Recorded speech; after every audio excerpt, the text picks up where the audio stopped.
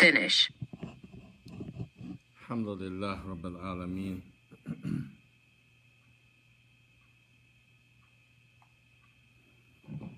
حمدا كثيرا طيبا مباركا فيه كما يحب ربنا ويرضاه.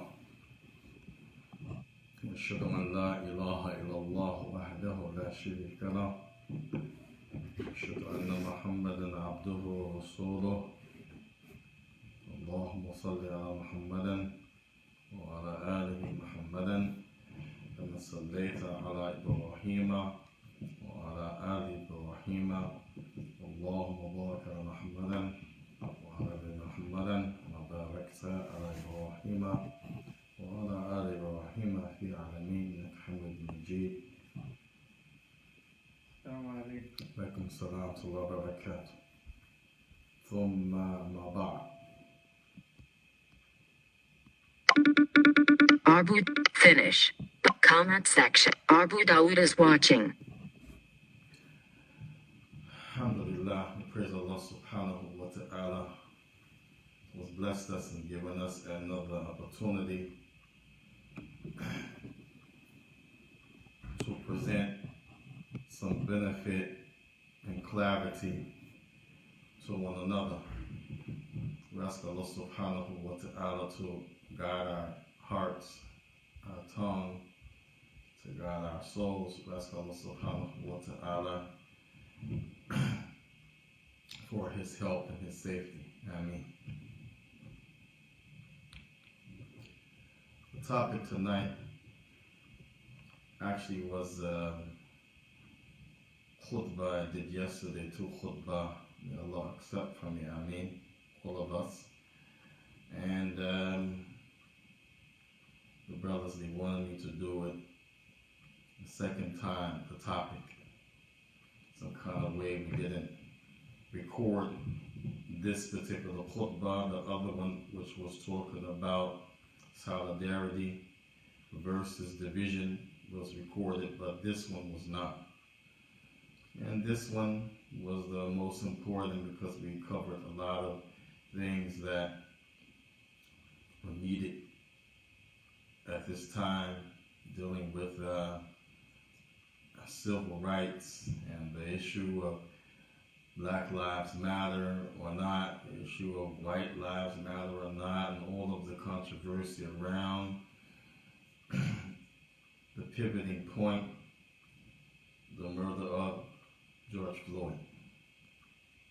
We already talked about previously the issue of boycotting, controversial discussion. And we already mentioned the issue of enjoining the good, prohibiting the evil. Saying something when you see it wrong, if you can change it with your hand, your tongue, or if you can't, at least dislike it. And that is, if Allah gives you a chance to change it, then you will change it. We already mentioned all of the difference of opinion back and forth between our scholars in our religion of Islam, and we already mentioned many things. So we won't mention those things in detail, as they are still relevant. Keep them in mind when we talk about this topic tonight. The topic tonight, civil rights means human life.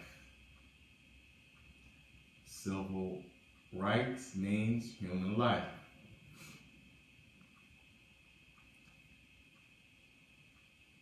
And the issue of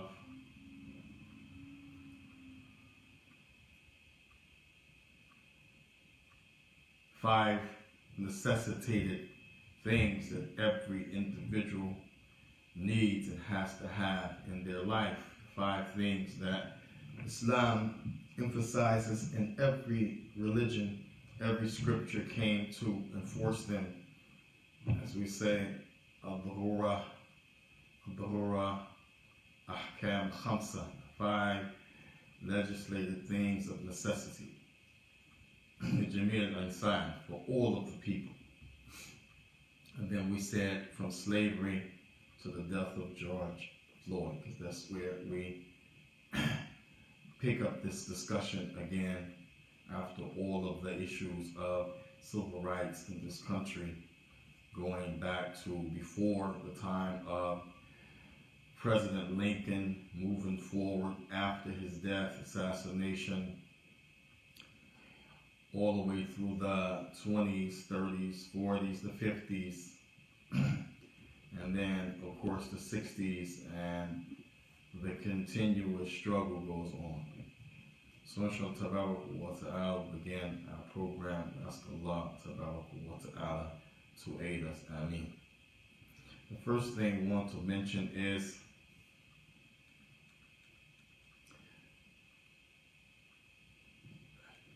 that Allah subhanahu wa ta'ala has mentioned and made this issue and all of his scriptures something important. And if it's important to all of the prophets and messengers, if it was mentioned in all of the scriptures and highlighted, illuminated, then of course it has to be important for the last ummah, the last final revelation that was sent to the world.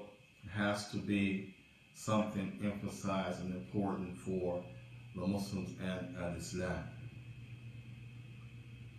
And this, as they said, في جميع مجالات. And this is talking about in all aspects. These 5 things cover all of the aspects of human life, and without them, people can't exist. And there are also some scholars that talk about the least of these necessities. The least of these necessities, the rurats, being 3. We'll talk about that as well. But these 5 that everyone must have, no matter what, then they're called الأحكام الخمسة الضرورات أو الضرورة ضرورية الضرورة. Now, so these 5, they're important. What we plan to achieve at the end of this session is that each individual will be able and should have the ability to understand and know what is something that's considered darura, because darurats, plural, things that you have to have, darura, necessity, then people can make up their own. People can't make up their own, and this is not the intention, because a person can say, well, I have to have this. It's a necessity, so he steals. Another person says, I have to have this. That's a necessity, so he makes fornication or adultery. So people can use their desires and get underneath the umbrella of the Rurat's necessities and make this claim for just about anything. But in a legitimate way, there are 5 things, and this is how a person will be able to determine these 5 things or not. So this is the objective of the end of this lesson. People will be able to put them in their proper perspective. What are the necessities, the 5 of them, that no one should disagree, nor can they do without in this life, from any human being, any race, any tribe, any color, any belief, etc.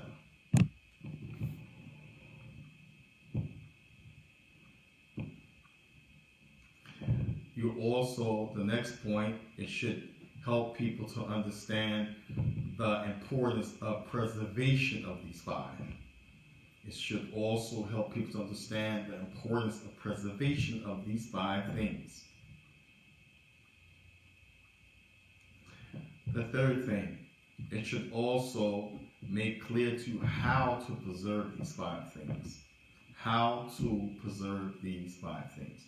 So you have 3 objectives that we want to achieve tonight. The first one, again, how a person will be able to, after this lesson, successfully, inshallah, Allah willing, determine and understand what is considered from the 5 things of necessity, and that which falls underneath the umbrella of that topic for every human being, no matter what his color, his race, his background, his tribe, his lineage, his social status, etc. The second thing, a person should be able to understand the importance of preservation of those 5 things. The importance of preservation of those 5 things without any exception, any debate. And then the third thing is how to. The third thing is how to preserve those 5 things.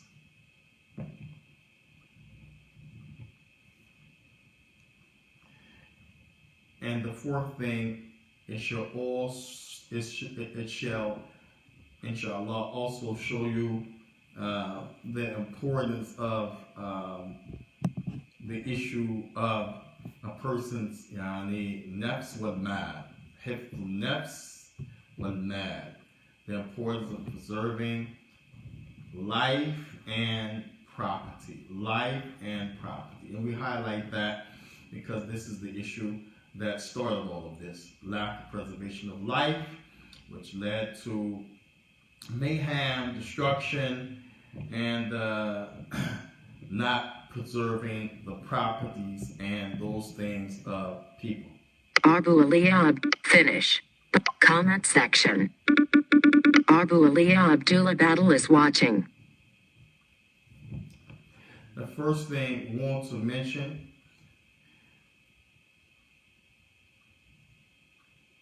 the scholars, when they talk about Islamic, they call it here Masalih al-Kubra.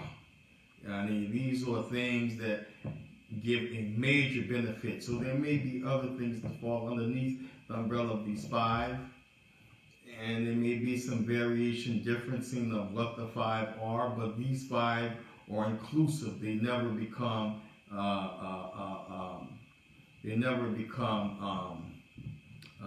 excluded. They always remain included in the 5 things everybody needs.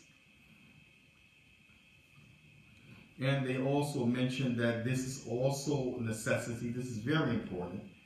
The issue fi hayat al-insan, for a person to exist and live in this life,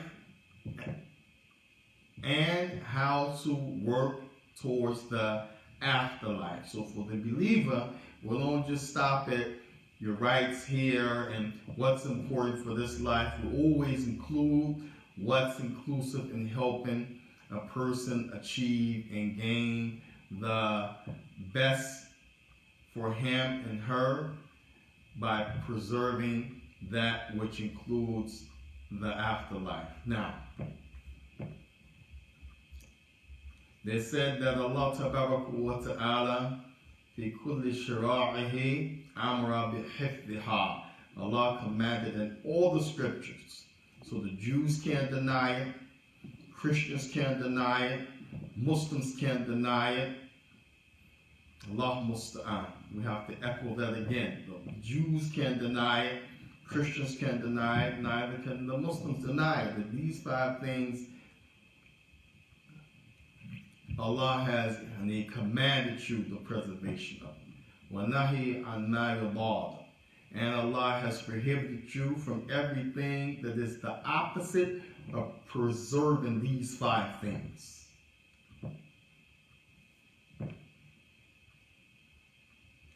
And that's why the scholars said, وَقَدْ جَاءَ الْإِسْلَامِ. This is why Allah Tabaraka wa Ta'ala has brought them, in Islam, the issue of محافظتها ومراعاتها. Now, ومراعاتها. Now, and then there's the people that have been commanded to preserve them. They have been prescribed by Allah that they have to preserve them, and they have to also be responsible. Mara'a, yani ra'a, it's a responsibility for a person to have to maintain these five.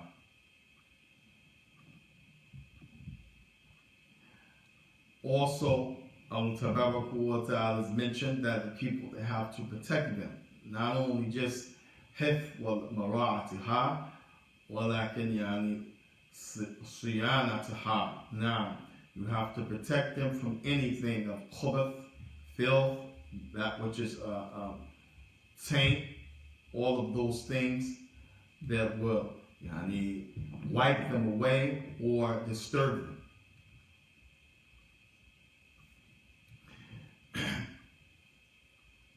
Then,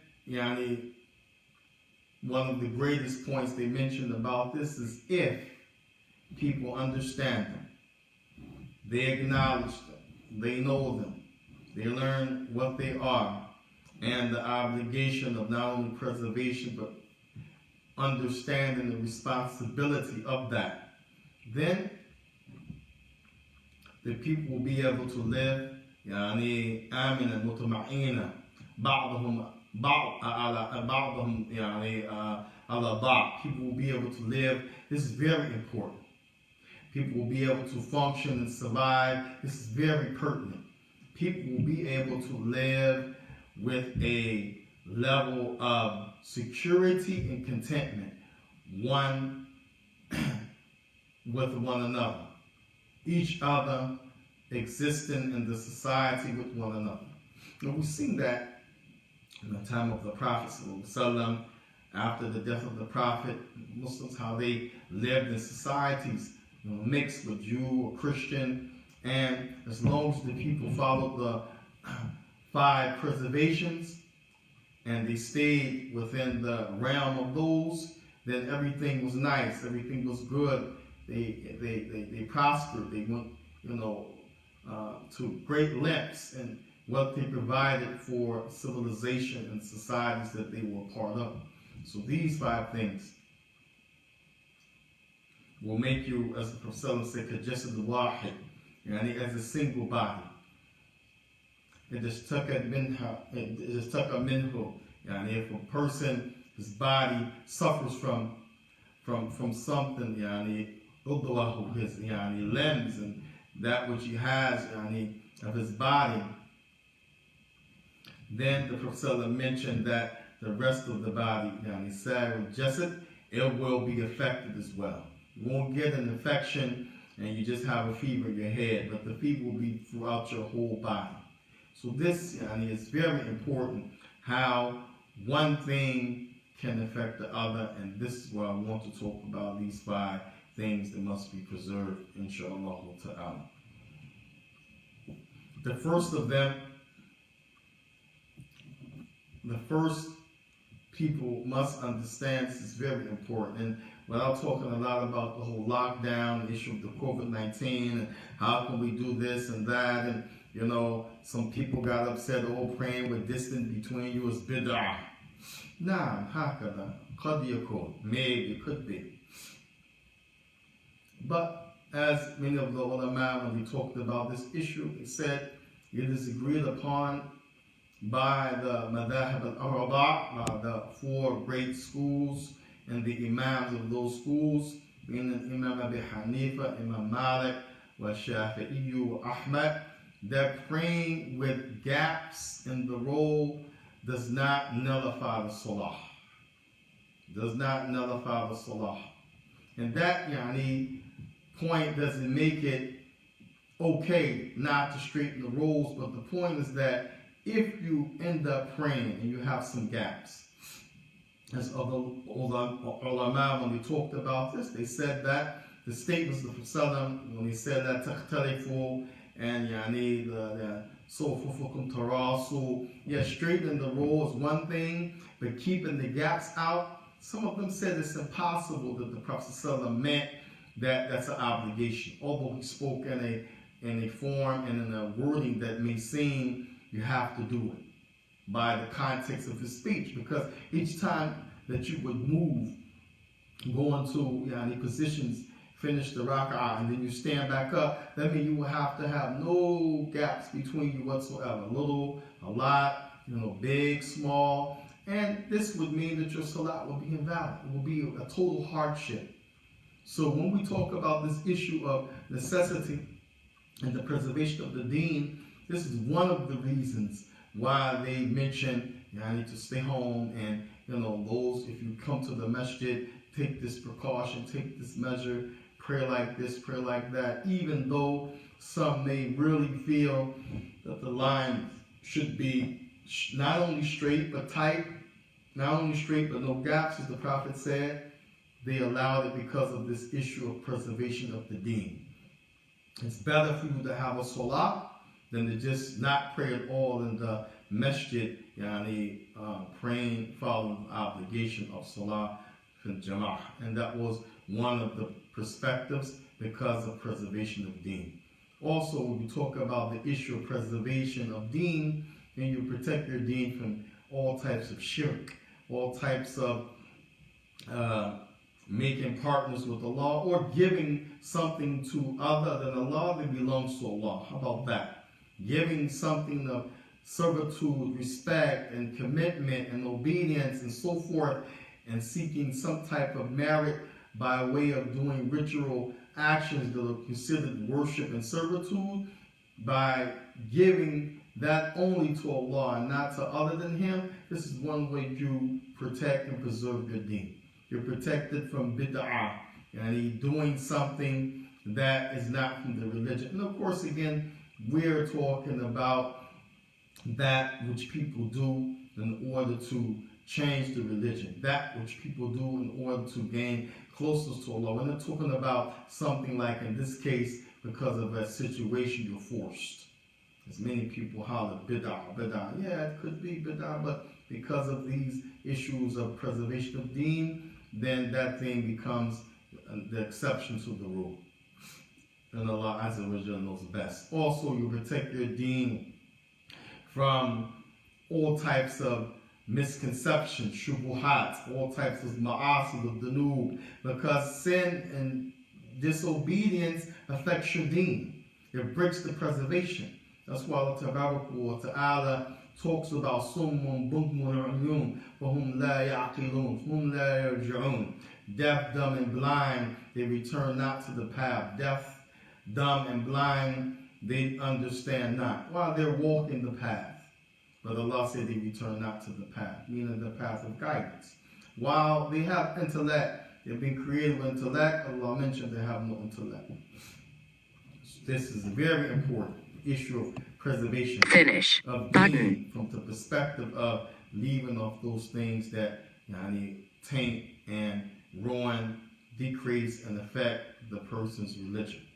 And again, this is something that Allah Ta'ala sent with all of the prophets and messengers and all of the scripture. Then you have the second thing they said is badan wa nafs. Some say badan, your body. Others said nafs. Nafsu shaykh, the body, person's soul. If you talk about the body and the soul, they go together. If there's no soul, then you have no body. And there's no body without the soul except that it's dead. So here the context is life. Life, as Allah Ta'ala mentioned. وَمَنْ قَتَلَ النَّفْسَ بِغَيْرِ نَفْسٍ أَوْ فَسَادٍ فِي الْأَرْضِ.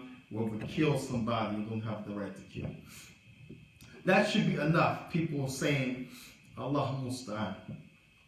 All of this over, as they said, a nigger, Allah musta'an. Meaning, i.e. George Floyd.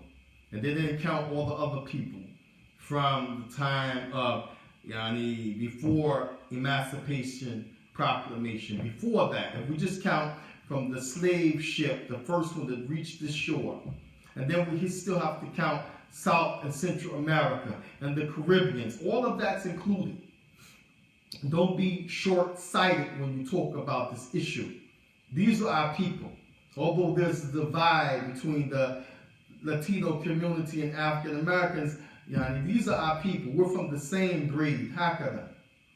So all of that land, from the first ship that he hits any one of these lands, up to the time when we talk about now in America we have in the 1800s the issue of the South of the states, Confederate states break away from the Union states, and then you have the North and this whole issue of what do and do we keep the slaves or not?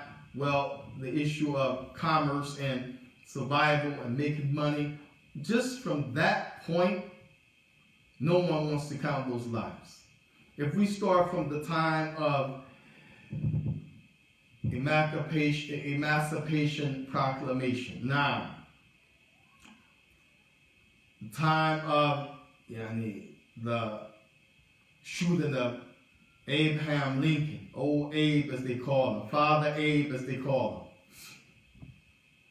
shot in the head by John Booth.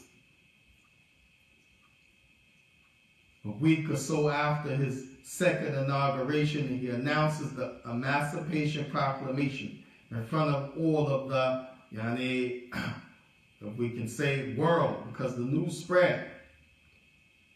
From that time, all the way, another 100 years, now we arrive at the issue of the civil rights movement in America.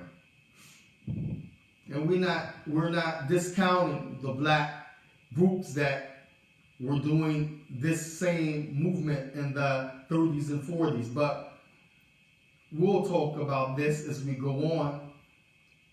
The benefit of the civil rights movement in the 50s and 60s. It was a benefit. Some people try to say it wasn't. We'll get to that. But the point is, all of this is relevant to the second thing you have to preserve, better than nafs. Now, person's life. Doesn't make a difference if it was just George Floyd only. Doesn't make a difference if it was, as they say, a nigger or a cracker.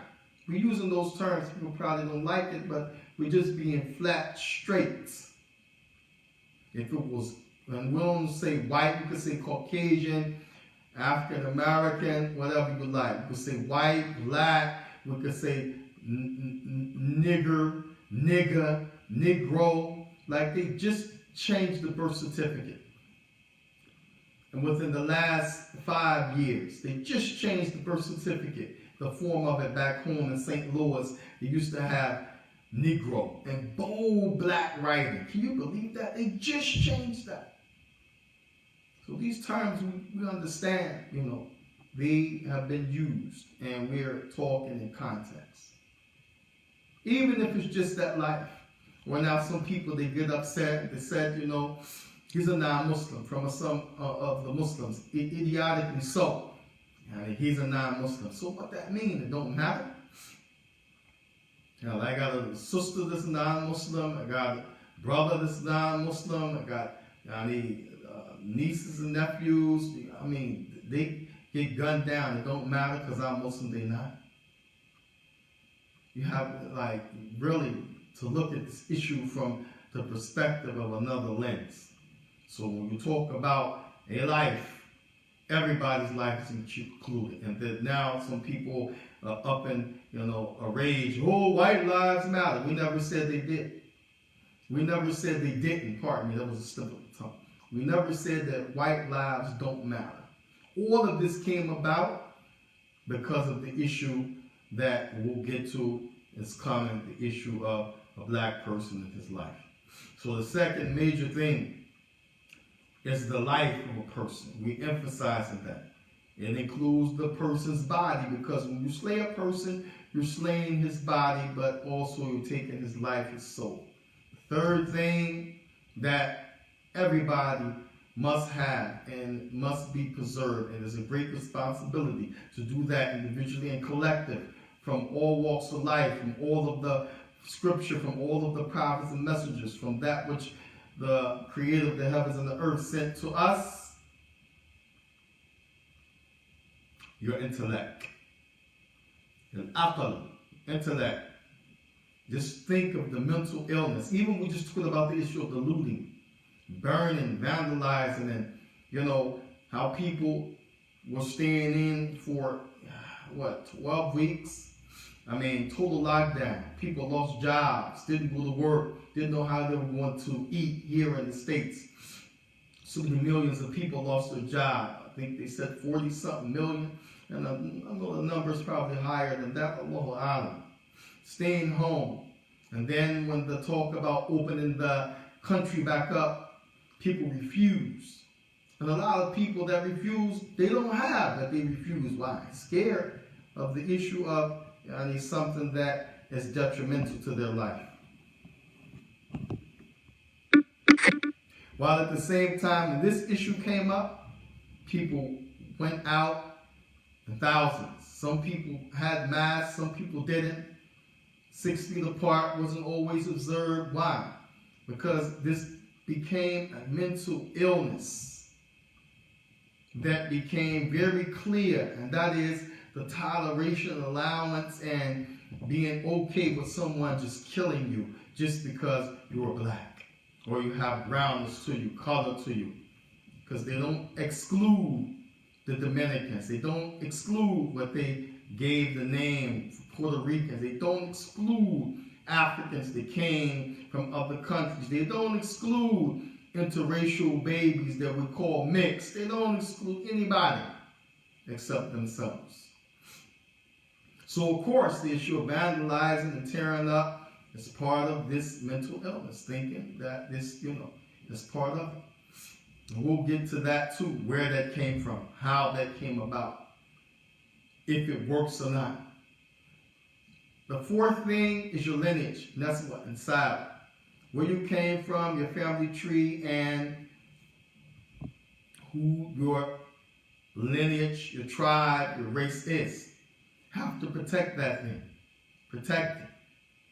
And one of the ways that it's protected is through marriage. People very often don't pay attention to that. But the issue of marriage, one of the great reasons for it being legislated is to protect your lineage, your honor. Because there's honor in not being people, fornication, and adultery. And there's honor in knowing who is your aunt and who is your niece and who you can marry and who you can't. There's honor in that. Who you inherit from, who you don't inherit from, there's honor in that. Knowing who are your immediate family, distant family, there's honor in that. Likewise, the issue of number 5, the person's wealth and your wealth. So you have 5 things. First one, hifd deen, to preserve the deen of Allah, tabaraka wa ta'ala, what you believe.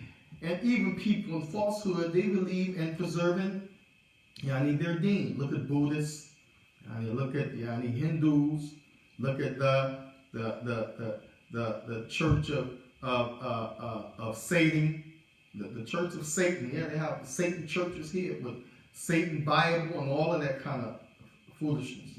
They believe in fighting for their religion, regardless if someone contests them, argue and say, your religion is wrong, my religion is right. They believe in that.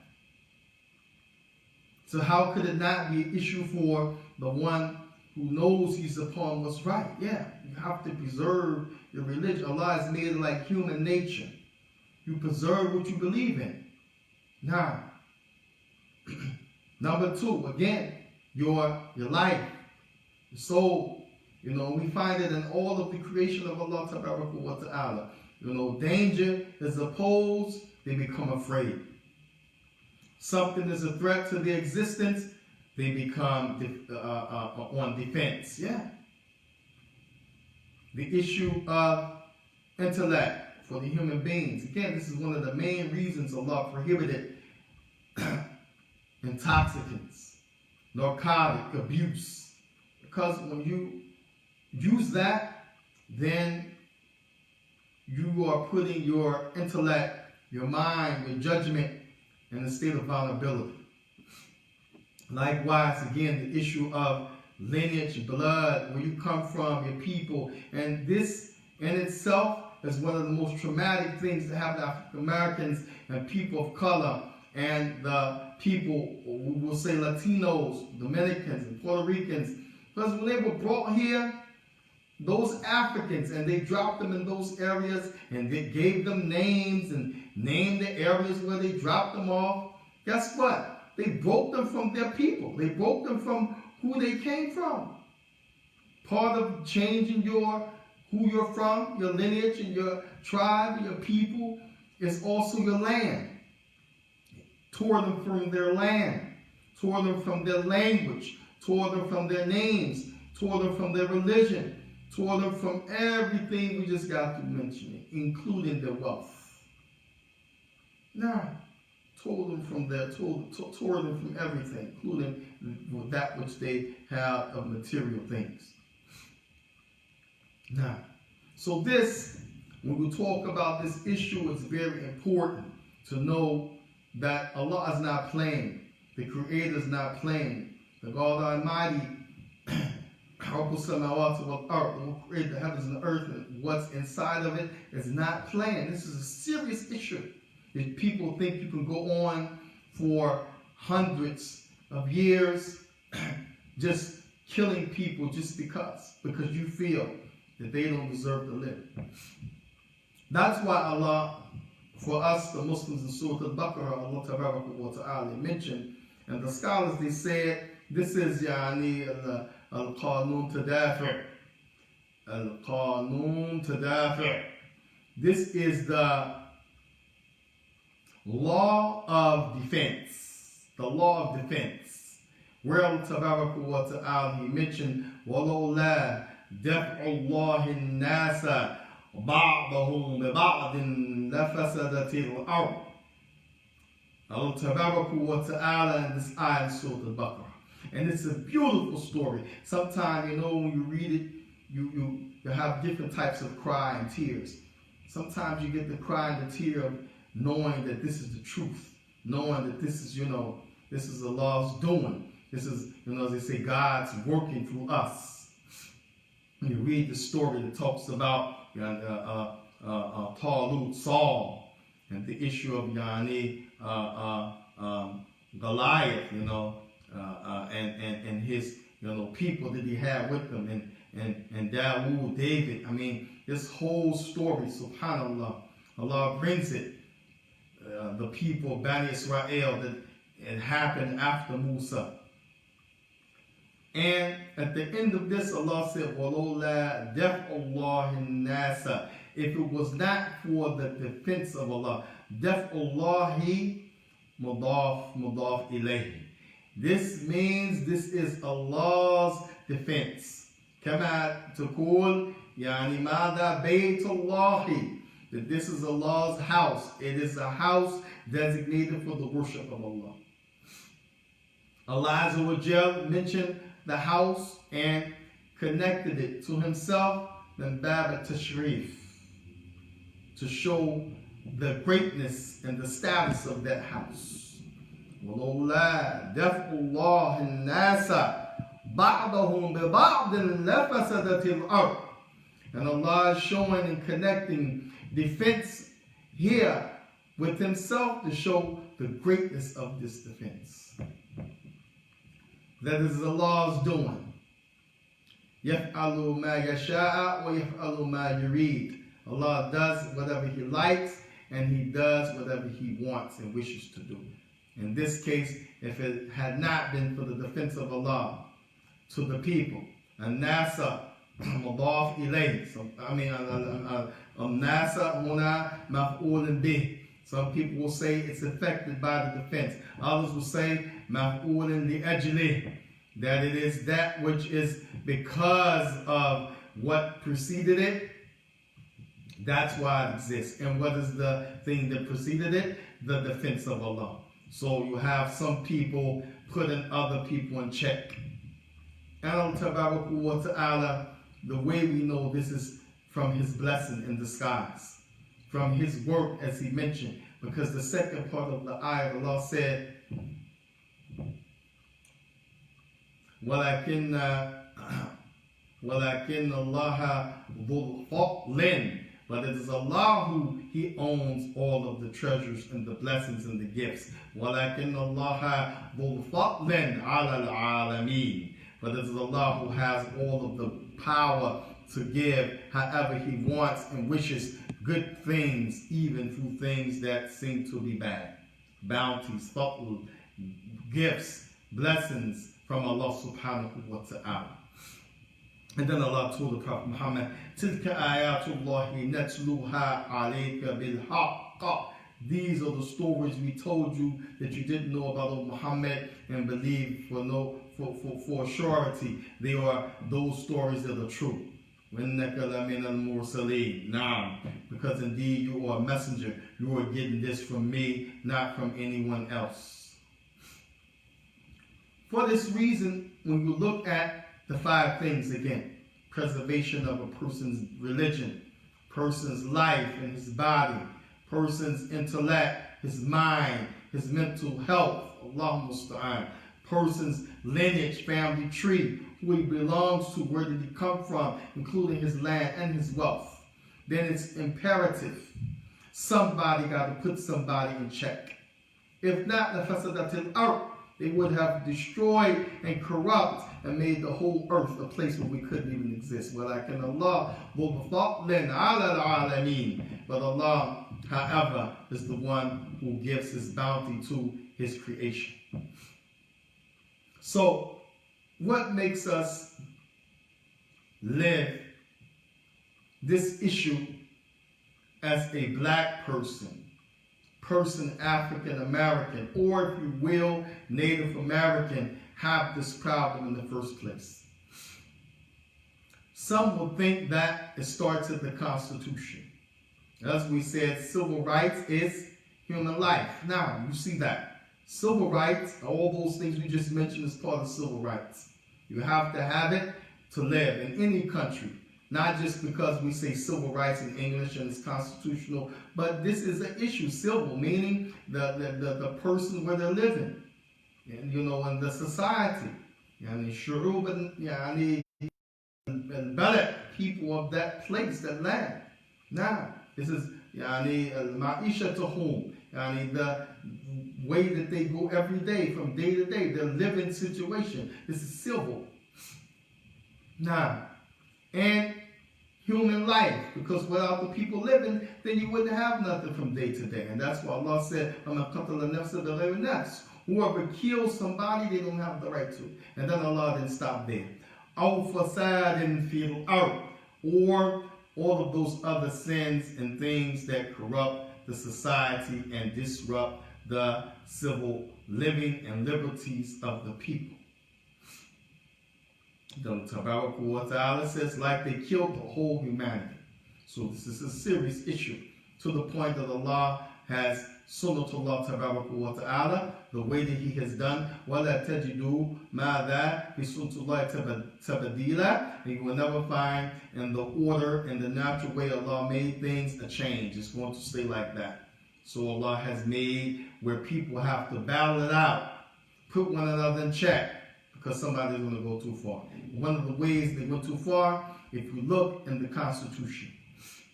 And now we're talking about in America, so we got to deal with that. Constitution. They have Articles of Confederation. Then they have the 27 Amendments. And then they have that which is considered the Constitution itself. If you read the Articles of Confederation, and if you read the 27 Amendments, you'll get an idea that those people that were the Confederates. Now we're going to talk about the issue of protesting and rioting. If it works or not. We're not talking about this halal, haram. No, we just got to talking about preservation of people's wealth, their property, also preserving their intellect, which is their mental state. Can't do things to make people mentally insane, make people outside of themselves, make people not normal. Can't do it, but we're making the point that these people wanted to protect themselves. And that is the people that were considered at one time not the Confederates, but they were also considered to be the colonists, because they came from Great Britain. I may make some mistakes by no means am I a historian, but people can check this if I'm wrong. You can send comments or whatever to help you out. The colonists, and they did come here for religious persecution. That's a lie. That's what they told you in the books. They came here because they were being persecuted back home and they wanted a place where they could worship. No, bullcrap. They came here for a better life, like many of the Muslims came from their countries to America for a better life. They were considered second-class citizens, and they were the people that came here, and they, along with the French and other people, were here trying to take this land. To make a long story short, this point that I'm making is relevant to the Articles of Confederation, the 27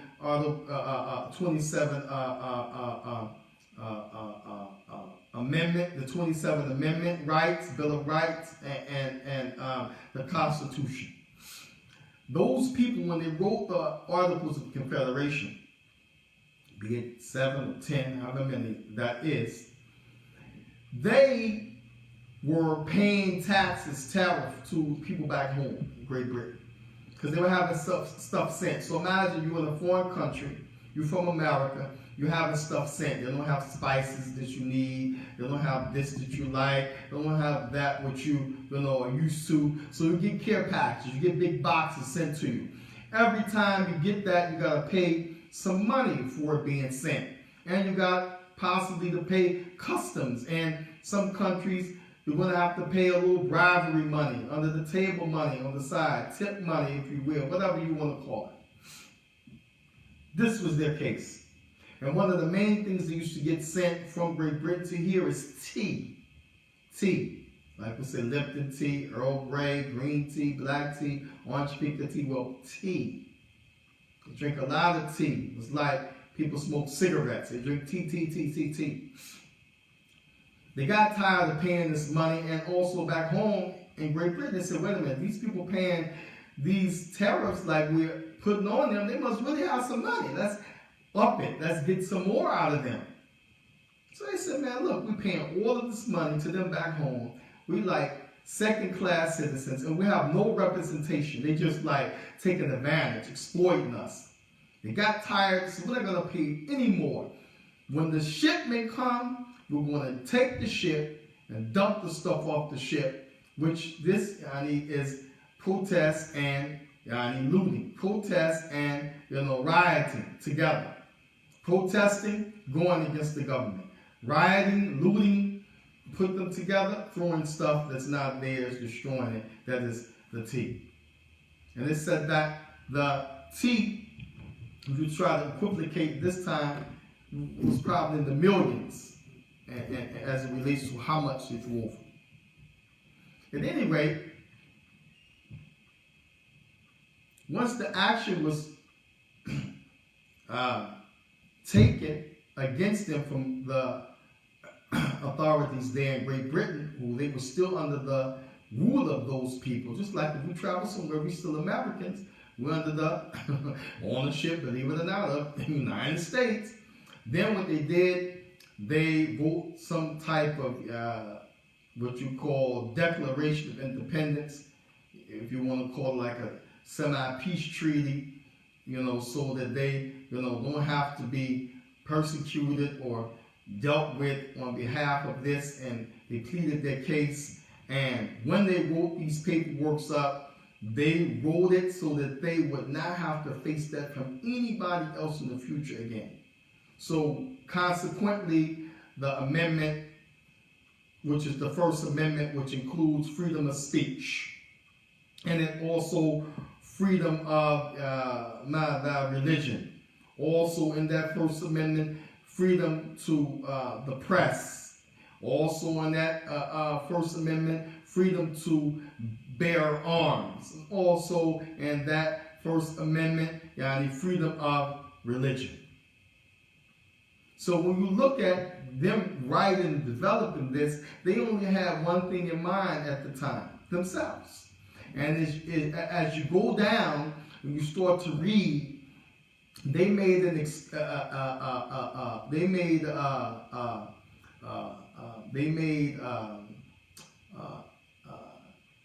this very clear. They were excluding the Indians. They called them the Native Americans, Native American Indians. And they would change the wording as they would, what you call ratify, edit and update. It used to be 3/5 of a human being. Then they changed it to 3/5 of others. 3/5 of a human being was related to us, African Americans, black people. And one of the ways that they tried to solidify that as being true, if we start in our time, and then we're going to go all the way back. If we start in our time, and subhanAllah, I was blown away when I heard about this. In my hometown, St. Louis, the city, Missouri, the state, they used to have something called the World Fair. The World Fair. Still have this. They have State Fair, World Fair, and they would have different acts and different, people doing things for entertainment. People come from all over the world, millions of people. They said from different countries, Japan, Germany, you name it. Because one of the things they did is relevant to dehumanizing the African American and making a point to show he's not human. He's 3/5 of a human. Or as they changed the word, 3/5 of others. They would bring people from a certain tribe, from the Congos, from the certain tribe of the people from the Congos of Africa, and they will put that person in the cage. Now imagine you go to the zoo. Imagine you go to the zoo. We know what zoo is. They're saying Hadika Hawan, Hadika Hayawan, zoo. So you're supposed to see animals there.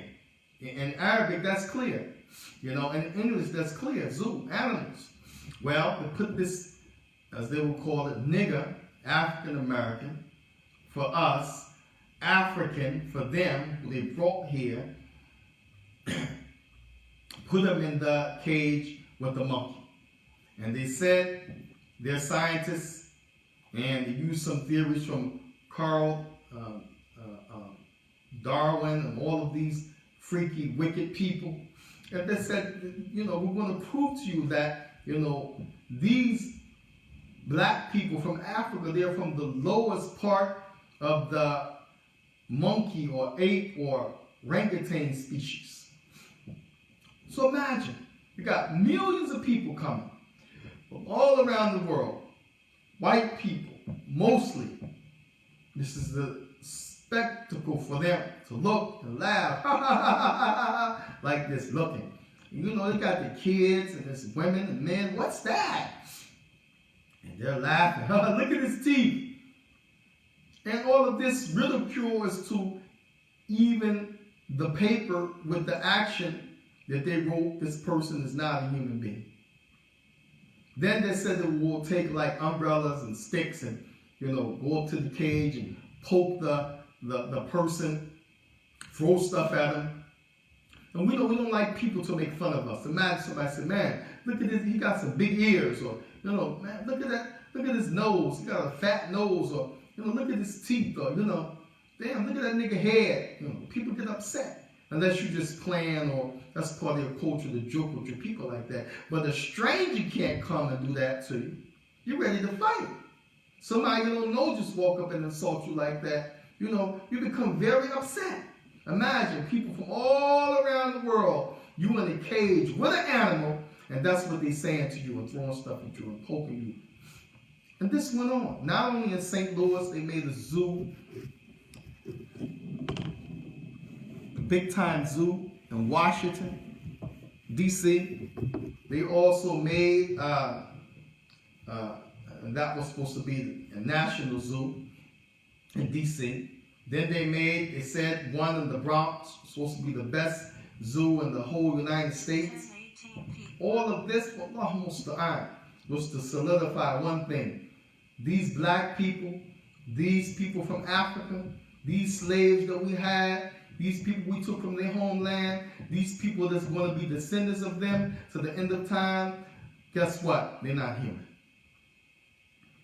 if you go back to the issue of the Bible, and this is why they think that this is, God-given. It has everything to do with them thinking they are the chosen race, the Aryan nation, the white supremacy. They are superior, and that means blacks have to be the opposite, inferior. If you go and read the Bible, Genesis, have the story of Adam and Eve, have the story of Cain and Abel, and Adam and his wife, Hawa, have Qabil, Habil, Cain and Abel. Also has the story of Nuh alayhi salam. And how Adam billah, he said, Nuh, when he boarded the ship with 3 of his children and, his family members and, his wives or wife or whoever he had with him that was from the believers, when they got to where they were going, he made some vines, he grew some grapes, and then he made some wine. Now we know this is the opposite of what we believe about prophets and messengers. Prophets and messengers are human, just like we are, but Allah has already chose them before he ordained to be prophet and messenger to be upright. They're not going to be people who are safih, people who are foolish. And part of being foolish is that you don't preserve those 5 things we mentioned. One of them is your honor. One of them is your intellect. So a prophet and messenger will never drink. Prophet and messenger will never get high. Prophet or messenger will never make any fornication and adultery. He has to preserve not only his intellect, his body, but his reputation, his lineage, his nobility. Moreover, the command of Allah gave him to be upright and bring the message to the people. So they made this story, and they said when he got drunk, he went to sleep, one of his kids did something, one of his children did something to him that was bad. When he woke up, and he cursed them. And they said the one he cursed was Ham. If you go and you listen to people who talk about the history, the people of Ham, his children, the Cushites, they were the dark people. They were the descendants of Ham who were black, had color. And if you go and look at maps that people make, as one person, he made a map to show that those people, they were right below Egypt, the Cushites. And these were the same people that Musa alayhi salam, and this is also in the Bible, that he married from, which we will say from the African people. And so when Musa married, he caught some type of lashing or some ridiculing or some type of being scolded from the sister of who he married. And not the sister who he married, pardon me, he caught some flack now from some of the from the sister of Harun, his brother. His brother had a sister called Maryam. And this is why when Allah Tabaraka wa Ta'ala mentioned Ya Ukhta Harun in the Quran about Maryam, Isa ibn Maryam, people think that Allah is saying that Harun, that was Musa's brother, is also the brother of Mary, Amran, the daughter of Amran, from the family of Amran. This is not true. But he had a sister named Maryam, not the Maryam that is Isa's mother. And so Musa called flack for marrying from the Cushites. And that one who ridiculed him and was upset with him and voiced that, in the Bible, it stated that Allah tested and gave that person the punishment of leprosy. So some use that to say, see, look, if the children of Ham were cursed, meaning the Cushites, then why would Allah Tabaraka wa Ta'ala, why would he punish somebody, give them leprosy for them disapproving, disliking, and reviling Musa for marrying people from those same people, the Cushites, later on in history. So when we make this point, this is one of the points that they use to try to say this is God given, that niggas can be slaves and nothing is wrong with it. It's not immorally wrong. While all of those verses that are in the Old Testament that have to do with treating fairly and just and not oppressing, they left those off. They left those off in order to justify that which they wanted to use, which they found in the parts of the Bible that have to do with Paul, the slave and the slave master. The slave and the slave master. And so they said, okay, it's okay to be a slave. They're the slaves and we're the slave masters. Why? Because they're cursed and we were the blessed people. But we understand that Allah subhanahu wa ta'ala sent Muhammad sallallahu alaihi wasallam, and there's no mistake in this, to teach the people that they're Abdullah. They are servants to Allah tabaraka wa ta'ala. Abid lillah, yani slaves to Allah, to take them away from the servitude to being slaves to other than Allah tabaraka wa ta'ala.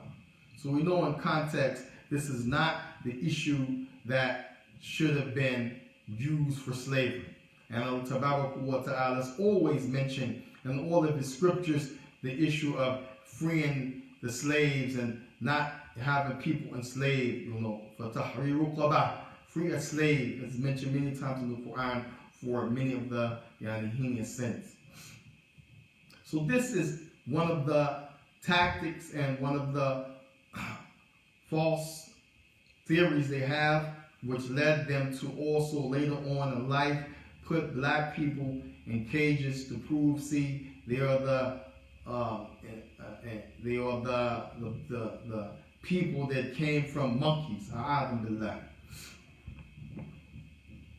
Also, when we talk about this issue, then we see that unfortunately some of the African Americans, including those who are Muslim, and then we have to, for identification purposes, the Muslims that or from the other countries, they have a problem with this.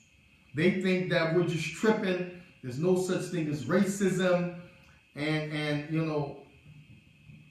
they will say, well, the Constitution wiped away and ridded this issue of racism. But we find that even you go and read the Constitution now, they mention except those who are indebted, or those who are property of the state. What does this mean? Property of the state, indebted means you are a slave. And this is the same thing they did in the time of after Reconstruction. They just changed the wording, changed the context of what they wanted to say, but they kept the same intention to keep people enslaved. Sharecropping, for example. Allah Mustaan, sharecropping. This was a way to keep the people enslaved.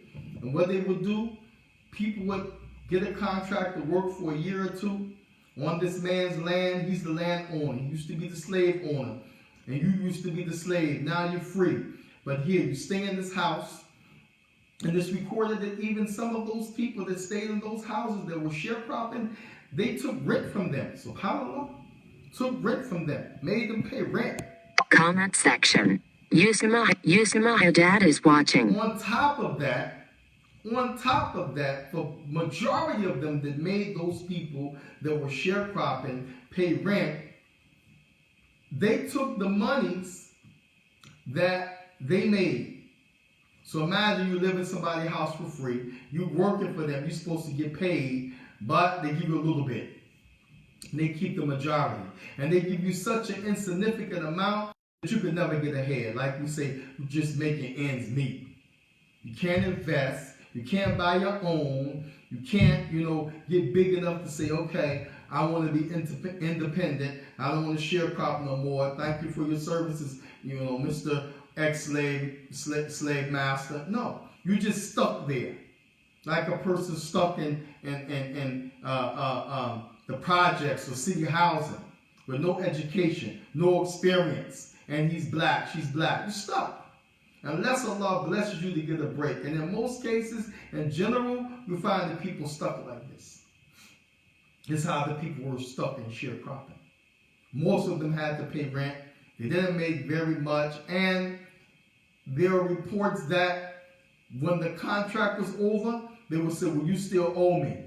They would tack on more. You said, wait a minute, oh, you, yeah, you owe me $2,000, for example. So what that means? You can't go nowhere. You got to stay here and work to pay me my debt. And you just keep working, and you keep working, and every time you get close to finishing the deficit, they add some more on. Allah. Now, this was a form of slavery. Very few lived on the land of an ex-slave owner. Now listen to reports of some people that did. And they paid them fairly. And they didn't make them pay rent. And they didn't have to pay water. At most, they paid electric. And they made decent living. And they lived and they loved that person because that person treated them fairly. But that person who was the ex-slave master was getting the best and the most benefit. But at least that person who stayed there, he was content with something that was fair. Most of the sharecroppers, it wasn't like that. Why am I talking about that? Because we're talking about how in the Constitution they changed the wording and people think, oh, well, there's no slavery. Even Muslims. I heard that Dr. Yasser Qadi gave a khutbah and he mentioned this. You know, oh, slavery was eradicated by the Constitution. You gotta be kidding me. You gotta be kidding me. Are you serious? That's really what y'all think? Then you have the issue of the penal system. Allah musta'an. It's no disrespect to people who work as cops and, you know, we could say more politely, police officers, people that are in corrections. But really, this is the same thing. The same thing. And you know they put the weapons, old Russian weapons, they put the drugs, all of the, you know, heroin. Back home they call it heroin. Heroin, cocaine in the 60s and 70s, and then in the 80s it became crack. They put it in the communities. Why?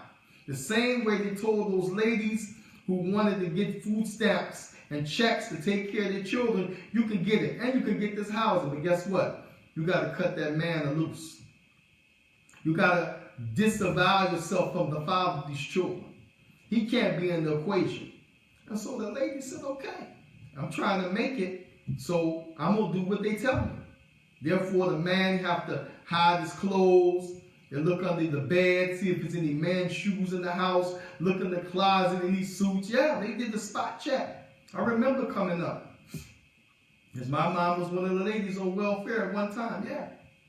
And the man couldn't be on the lease. Why? Because she wasn't going to get no more benefits. Her kids were going to be hungry. Wasn't going to be no check. And back then, it was unrestricted. You can have 100 babies if your womb would allow you.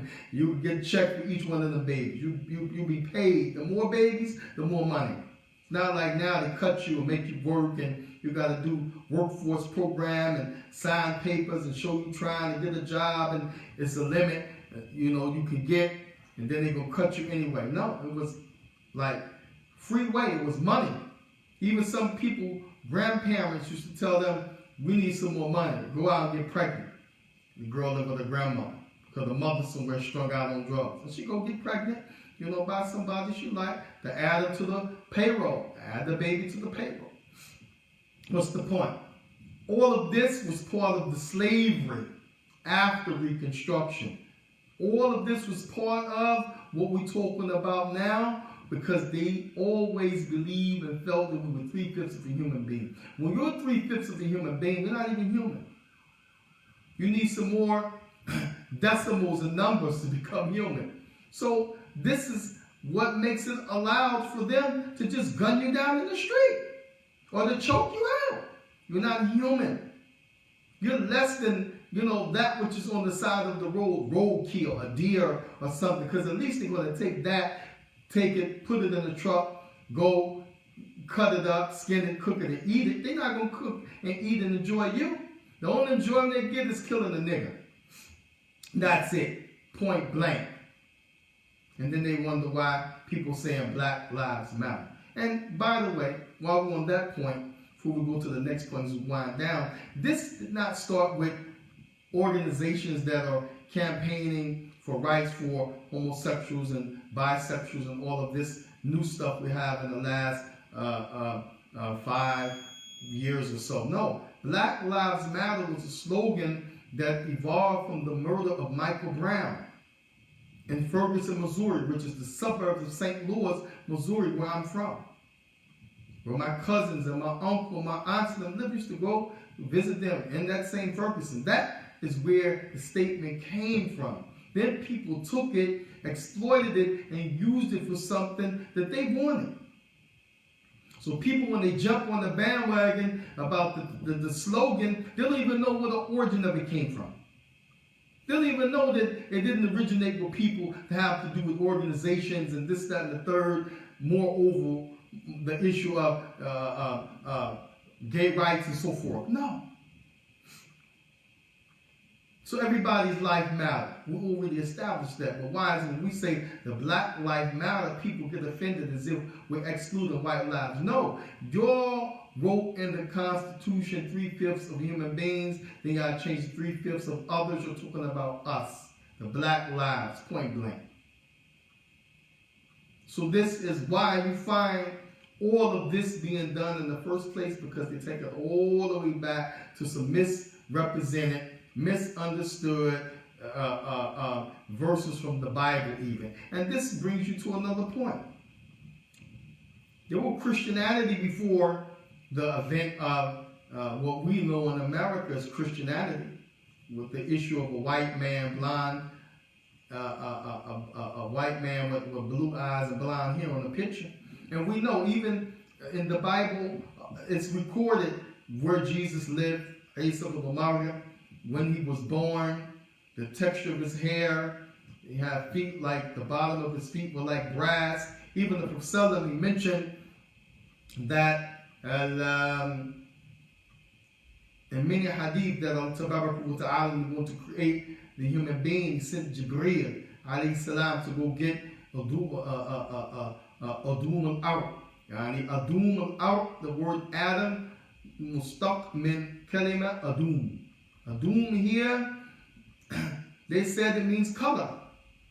One of the definitions of it. And that's why Jibreel went and took mud from all parts of the earth. Red, brown, black, white. There's different types and colors of clay, mud around the earth. Believe me, the further you dig, different places you go, yes. Now, and that's what Solomon said, خُلِقَ Adam in the Torah. Now, Adam was created from dirt, meaning all different types. And that's why Allah said, Sibghatullah, wa man ahsanu min Allahi sibgha.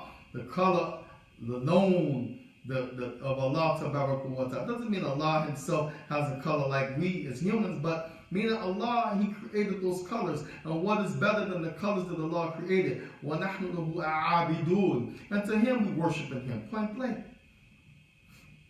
That the people made it the issue of color in order to exploit what we're talking about now, one person, one group over another. Lastly, when we talk about this issue, وَلَا حَوْلَ وَلَا قُوَّةَ إِلَّا بِاللَّهِ, we have to remember the issue of civil rights, because it's all connected to the 5 things that every nation, every people have to have.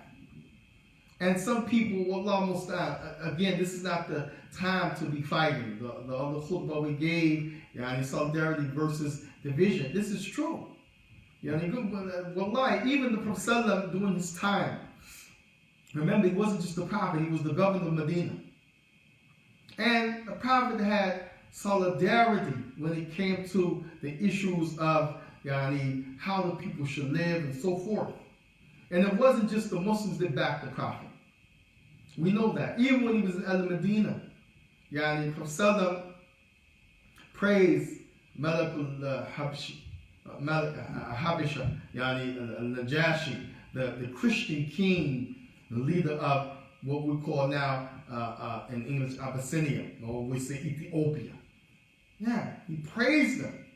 And he was a non-Muslim. Said he was Rajulun Ameen, trustworthy. That's why he sent some of the companions there. Some of the early people of Islam, the companions went there. Uthman ibn Affan, Jafar ibn Abi Talib, Abu Salama. Naam. The Sahaba went there, man. Traveled there. And then you had Abdullah ibn Umayyah and Abu Jahl went to get them, to bring them back. Went to get them, to bring them back for persecution. And Najashi wouldn't turn them loose. Proving what the Prophet said. He was a trustworthy, upright man. Now if our Muslims have a problem, we talk about somebody who's a Christian leader, moreover he's black, he was upright, or he did something that's beneficial like Reverend Martin Luther King.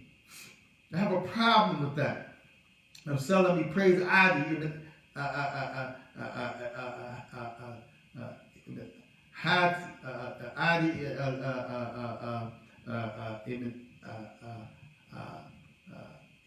Hatim, now, who was Christian. He praised them.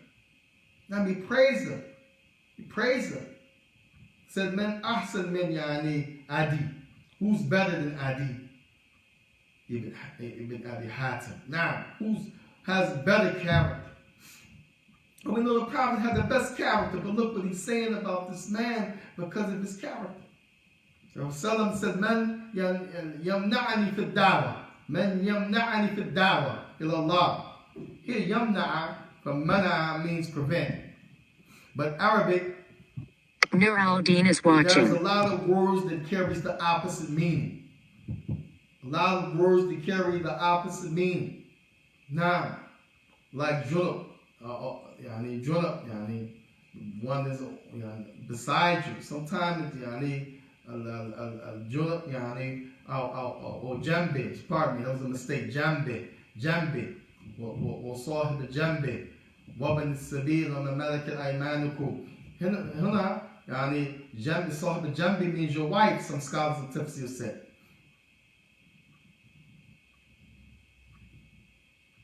But sometimes it's used when you're talking about jar, or your neighbor. Jar, meaning the neighbor that's far away. Far away. So it has an opposite meaning. Could it mean that it's talking about close to you, beside you, far away? Likewise here, man'a, somebody, the word prevention, man'a. The Rasulullah said, "Wansur akhaka dhaliman aw mathluman." Help your brother whether he be oppressed or the oppressor. Help your brother whether he be the one who's being wronged or he is the one dishing out the wrong. There's so much of Allah. We know how to stop and to aid the one who is being wrong. We know how to stop the one who's being wrong from being wrong. We want to, rescue him and aid him, protect him. But how we aid and help the one who's doing the wrong? We're going to help the one who's being wrong. We understand that. But what's the context of the one who's doing the wrong? How to help him? You mean join in and help him harm the one who you said protect, the one who is the oppressed? No. Rasulullah said stop him. That's how you help him. Don't let him do it. Yamna'ahu, the Prophet said, from the word mana. In this narration, he said, "Man yamna'ani fi da'wa ila Allah." Who's going to hear yamna'ani, prevent me, stop me? No. Who's going to help me? Man yansurni fi da'wa ila Allah. Who's going to help me? But he used the word mana. A man by the name of Mukhtar, one of the bravest and most courageous people from the people of Medina and from the tribes that did not play around when it came to justice and making sure that things were in its proper place. He said, "I will. I will." Now, and Mukhtar was narrating, he hadn't accepted Islam. Look at Abi Talib, directly related to the Prophet ﷺ, who gave more aid to the Prophet and Muslims than Abi Talib when they were in Mecca. In fact, the same year Abi Talib died was the same year that Khadija, radiyallahu ta'ala anha, may Allah be pleased with her, the wife of the Prophet, she died. They call it Am Huzn, the year of major grief and sorrow. Why? Because he lost the two greatest people in his life. Alayhi salatu wasalam. His wife and his uncle, who did more protecting and aiding the Muslims than anybody from amongst those people in Mecca, and he was a non-Muslim. We mention them in the history. We give them the proper place. This is not blameworthy. Don't listen to the people who say, oh, you can't praise him, he's a non-Muslim. Oh, you can't praise him, he's a person of this, he's that. The civil rights movement, we're going to give you about 6 examples and then we'll close. Because some people still insist it didn't have any benefit. Didn't have any benefit. You have two people when you talk about these models. You have the militant, the one who's ready to pick up a gun, one who's ready to pick up a chain, the one who's ready to pick up a knife, the one who's ready to start swinging. As they said, stop singing and start swinging. This is what some people say. Because they blame the approach of the method of Reverend Dr. Martin Luther King, nonviolence. Turn the other cheek. Mana as'alakum billah. I ask you about Tabaraka wa ta'ala. Ay awwal wa aqdam wa ahsan fi dinina. Which one is first? Which one is more preferred? Which one is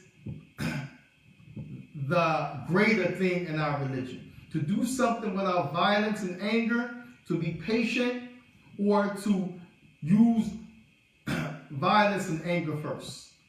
We all agree. Contrary to what the people want to put in the news and the media and false propaganda about Islam, it is to be patient, to restrain, to not act out of anger, to not act out of violence, to not repel evil with evil. Now, and we know this from Prophet, our prophet himself. People say, well, I ain't the prophet. You and me, I'm going to get with him. Okay, tell you. You might say that, but we're talking about what's the reality on the floor for the Muslim who's talking about what's the right way. So you condemn the issue of Martin Luther King. And guess what? Those brothers that were up north, we're not saying anything bad about them. Al-Hajj, Malik Shabazz, different movements, the black power movements. Yeah, we're not saying anything bad about them at all. But there's a time for this and a time for that. And Martin Luther King, he knew that, they weren't ready to do nothing physical. They were outnumbered, outpowered. He knew that. And we didn't see many people going from the north with their, weapons, and we're going to help our brothers in the south. No, we didn't see that. It was talk and preparation, but the preparation stopped at the line of you stay up north and they down south. So Martin Luther King was saying that the civil rights movement made a difference. And we're not excluding people that came before him that was doing civil rights in the 40s and the 30s. No, but we're saying what is recorded in history that made a difference. If it wasn't for the civil rights movement being effective, then how do we fly on planes? How do we ride on buses? How do we sit on trains and we can sit anywhere we want? And nobody can come to you and say, get up out of my seat, nigga. And no, not the seat that somebody gave you, the seat that you paid for. Nobody legally can tell you that.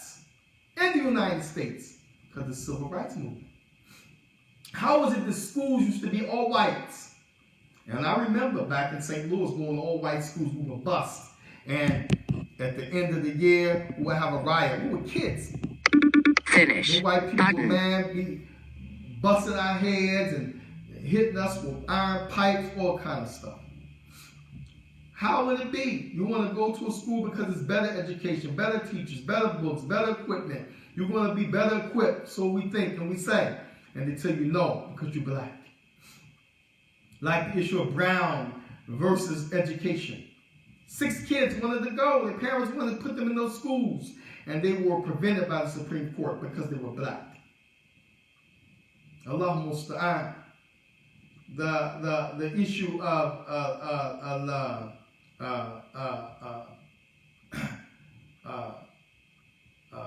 the issue of Homer versus Ferguson, which this Allah Musta'an, the Supreme Court, again, Allah Musta'an, the man it was a young boy, young guy on the train. Plexi. I think his name Homer Plexi. On the train, they locked him up for riding the white train. He went to the court. They ruled that he can't ride the train because he had 1/8 of blackness in him. That shows he was mixed. But if you have 1/8 or more of blackness in you, you consider black. That's what they did. So they told him, no, we'll give you your own train. You can ride the black trains. Don't ride the white trains. But guess what? Just because they gave him a separate train didn't mean that they were equal. Wasn't equal in the service and the cleanliness and all of those things. So just because you're separate, they played a game, doesn't mean that you're equal. And they wrote that again in the Constitution. You will never be equal. Look at the issue of, Allah Musta'an, the issue of Rosa Parks. She was an activist. Many people didn't know that. She was an activist. She strategically, on that day, said, I'm not going to move. They're going to lock me up, I'm going to sit where I want, and then we're going to boycott the buses. The boycott went on for over 300-something days. 300-something days, that's over a year. 390-something days. They boycotted all the buses. And that's when Reverend King got involved and became, a young activist and became known. The point is, guess what? Because of that, the bus company said, okay, they were losing so much money. They start carpooling and catching cabs. The bus companies were forced to say, okay, we got to let them ride and sit wherever they want because we're losing out. We're going to go out of business. Finish. Button.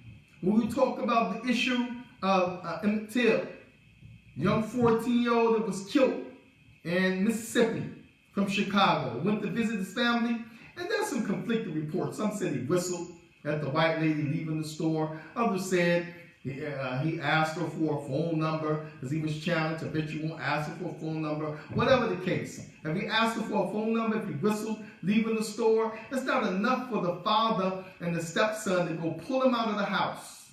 Of those who he was visiting, beat him to death wasn't enough. They beat him to death, shot him. Then they said they tied a 75-pound fan to his body, tied him to a 75-pound fan and dumped him in the water so that he wouldn't float to the top. When the body was found, they wanted to bury him there in Mississippi. His mother came from Chicago. She said, no way, no way. Said we want his body to go back home to Chicago. But she wanted to have an open casket in which she did funeral so that everybody can see what they did to her 14-year-old son. Pictures were in the Jet magazine. If you guys remember Jet magazine, famous magazine in the black community. And what happened was they hurried up and tried those people that did the murder of Emmett Till. They said it didn't take very long at all. In fact, they said the reason it took so long because they, had a Coke break to drink some Coca-Cola to make it look like they were doing something. They let them off the hook, found them innocent, and then that made them, once all of the stuff hit the media, be able to escape retrial because they have the thing called double jeopardy. Can't be tried for the same murder twice. So although it was revealed what they did to him and, the atrocity and the murder just based on, because he was black and was so-called whistled at a white lady, they couldn't do a daggone thing because they already let them off in the first trial and the only trial for his murder. You have so many cases. You have the issue of the Black Wall Streets in Oklahoma. People were rich, had their own businesses, not bothering anybody. You have the first millionaire after Reconstruction, last name Church. They went in Atlanta, pulled him out of his salon, shot him in the street, burnt his house. You have the issue of Durham. People had, like Black Wall Street, You have all of these different places. Guess what? They burned them down. They ran the people out of their, dwellings, They didn't want the people to not only be equal to them, to even compete with them. Why? Because the issue of 3/5 of another. 3/5 of another thing, another being, but not a human being. And that is the black man that we're talking about in the United States. So, in conclusion, there's no way on earth that somebody with a sane mind that's going to be just and balanced can deny even the civil rights movement that we're talking about and had some benefit.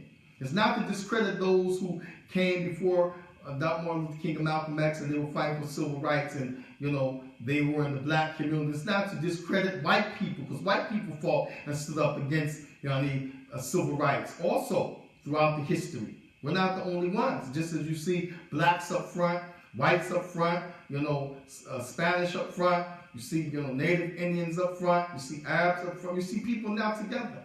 Yad Wahid, one voice, one mission. But what we're saying is that don't try to discredit. Don't try to play this division game because he was a reverend Christian and we Muslim. Don't try to be idiotic and now we want to argue when it's a time for solidarity. Likewise, the fatwa from abroad. And this is what they do. The issue of divide and conquer. Not conquer, divide and conquer. We experienced this in the 90s. And this is just talking straight out. Yeah, people want to say, oh, they had some mistakes and they did this. So what? So what? They had mistakes. We don't have mistakes. But when it seemed like blacks wanted to gather, and we were moving in the direction of putting our resources together and buying property and living around the masjid, and then we started going from city to city and state to state and from different countries, Canada and Great Britain, and things were moving in that direction. All of a sudden, we seen an overseas fatwa come from abroad to tell us, leave your masjid, leave your person, he's a stray, he's a hizbi, he's a cult person. Talking about Imam Abu Muslima and the Islamic Center of East Orange, which we built from our own money. We built with our own hands. We cleaned, sprayed, disinfect, painted, demolition, rebuilt the poor people from that community. I was one of them.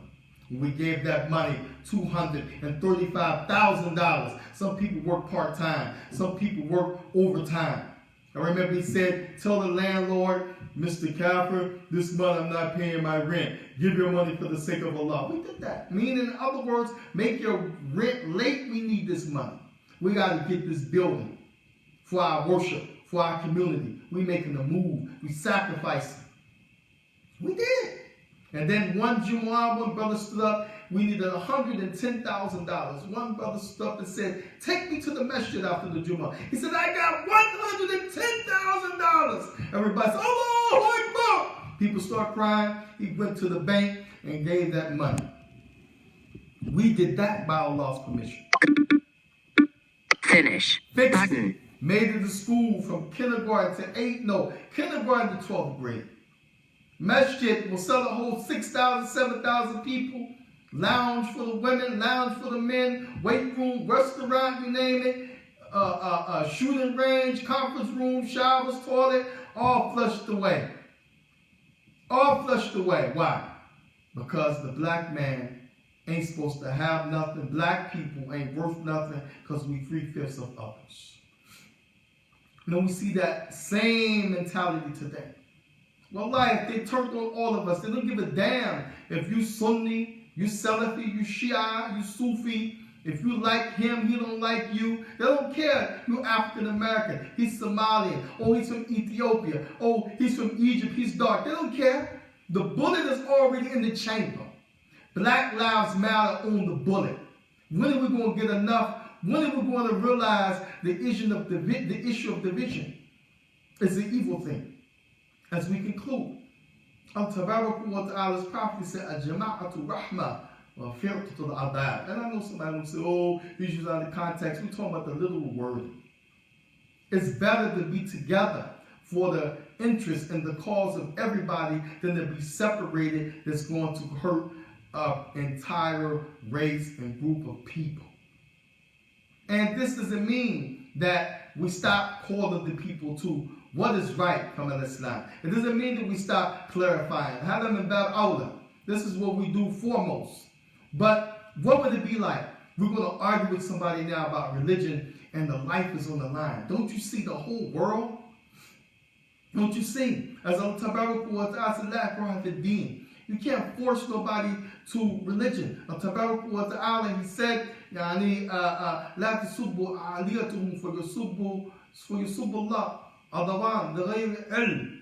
Now, don't insult what they worship and their deen, because they're going to do that back to Allah Azza wa Jalla out of ignorance with no knowledge.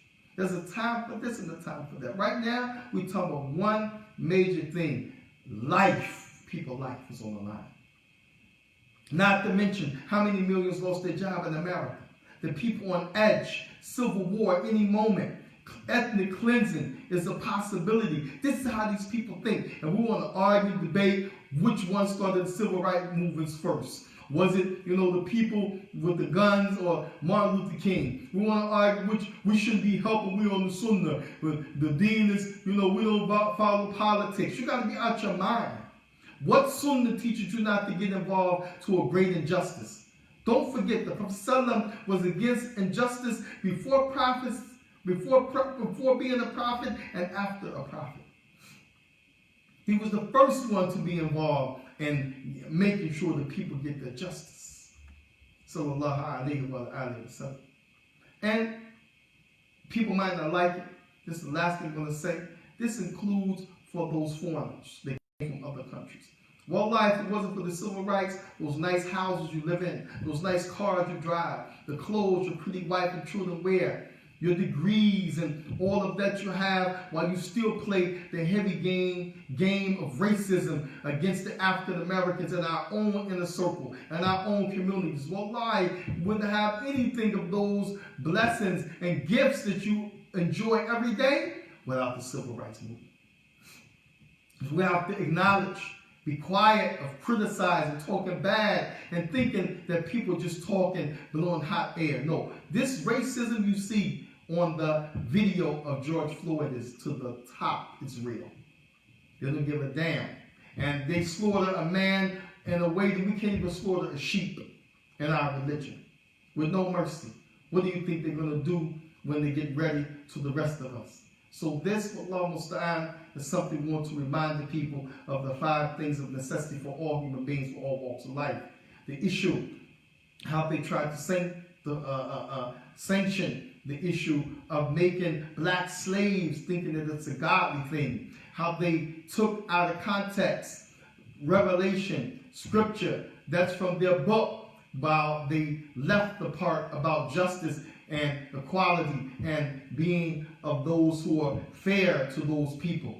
They also, Allah Musta'an, compared us to monkeys. So we're from the lowest level of that evolving life of those monkeys, putting us in cages, in zoos, and expeditions around the United States to prove their point. Back in their evil theories from their scientists and their false evolution.